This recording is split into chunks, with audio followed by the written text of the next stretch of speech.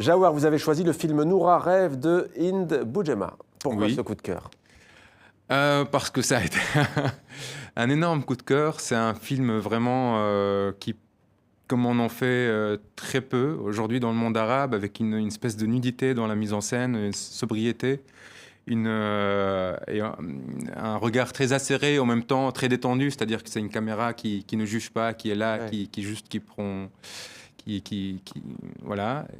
Et, Un peu d'ailleurs comme le fait Lies Boukitine. et encore une fois, c'est une histoire de femme. Ouais. Le rôle principal, c'est celui qui jouait d'ailleurs par Hind Sabri, qui est impressionnante parce que voilà, surtout par rapport à quand on connaît son parcours, c'est-à-dire c'est une Et on l'avait comédienne reçu d'ailleurs aussi pour ce film. qui a été vraiment une diva dans le cinéma égyptien et qui là tout à coup, c'est comme si elle passait de Bollywood à un c'est vrai, cinéma de transformé Cassavetes. avec un autre rôle. Et Et ça elle est tout opère à fait bien. à l'aise, vraiment avec une aisance.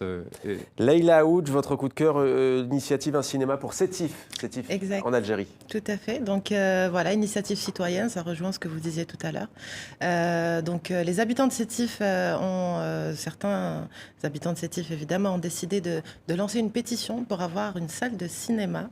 Il faut savoir qu'il y a 2 ciné-clubs à Sétif, donc Percé Ciné et Cinéphile, qui sont aussi à l'origine de cet appel.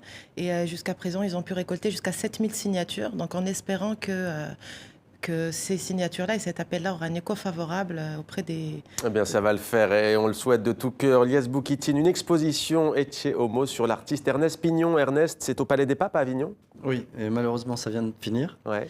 Mais j'en parle quand même parce que c'est une rétrospective vraiment magnifique. C'est un artiste que j'aime beaucoup, qui est un des initiateurs ou le père du street art, on dit, voilà, et qui depuis les années 60 fait des sérigraphies de ses œuvres qu'il va coller en Italie, dans plein d'endroits du monde et en France, bien sûr.